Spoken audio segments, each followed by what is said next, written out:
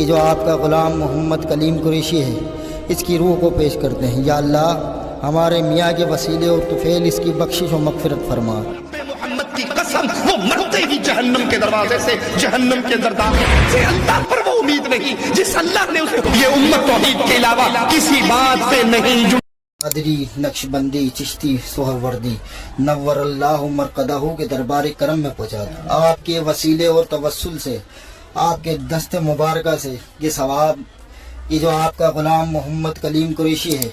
اللہ سے ڈر کے اللہ کے گھر میں رسول کے منبر سے یہ کہہ رہا ہوں، غور کیجئے اللہ کی قسم اگر کوئی شرک کرنے والا حالت صیام میں روزے کی حالت میں بیت اللہ کا طواف کرتے ہوئے رمضان میں عمرہ کرتے ہوئے اس طواف کے چکروں میں مر جائے، رب محمد کی قسم وہ مرتے ہی جہنم کے دروازے سے جہنم کے اندر داخل ہوگا، اس کی قبر کو جہنم کا گڑھا بنا دیا جائے گا، اس کے طواف، اس کے رمضان کے عمرے، اس کے روزے کی قدر و قیمت نہ ہوگی، کیونکہ اس نے اللہ کی عبادت میں مردوں کو شریک ٹھہرایا، اس نے اللہ کی عبادت میں غیروں کو شریک ٹھہرایا، وہ سجدے اللہ کے لیے کرتا تو قبروں پہ کرتا، وہ رکوع اللہ کے لیے کرتا تو قبروں پہ کرتا، اپنے پیر کے پاؤں چھونے کے لیے کرتا، وہ نیاز اللہ کے لیے دیتا تو نیاز درگاہوں پہ دیتا، وہ قربانی اللہ کے لیے حج پہ کرتا تو قربانی درگاہوں اور عرصوں پہ جا کر کرتا، وہ اللہ سے محبت کرتا تو اس سے بڑھ کر اپنے پیروں سے محبت کرتا، وہ اللہ کا ڈر رکھتا تو اس سے بڑھ کر اپنے پیروں کا ڈر رکھتا، اسے اللہ پر اتنی امید نہیں ہے،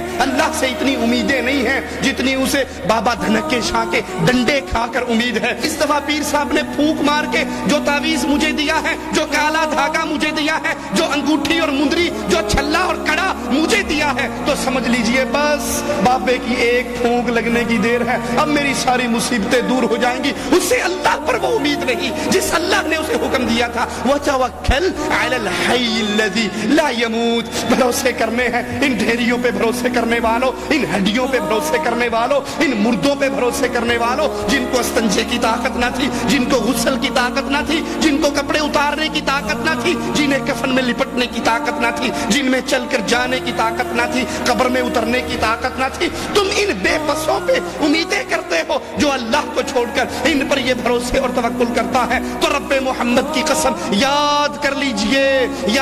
لیجئے وہ افطاری سے پہلے مرے، وہ افطاری کے بعد میں مرے، وہ سحری کھا کے مرے، وہ حالت سیام میں مرے، وہ بیت اللہ میں مرے، اگر اس کے عقیدے میں شرک ہے، رب محمد کی قسم اس کی کوئی محنت، اس کی کوئی عبادت، اس کی کوئی چیز اللہ کے دربار میں قوت نہیں پائے گی،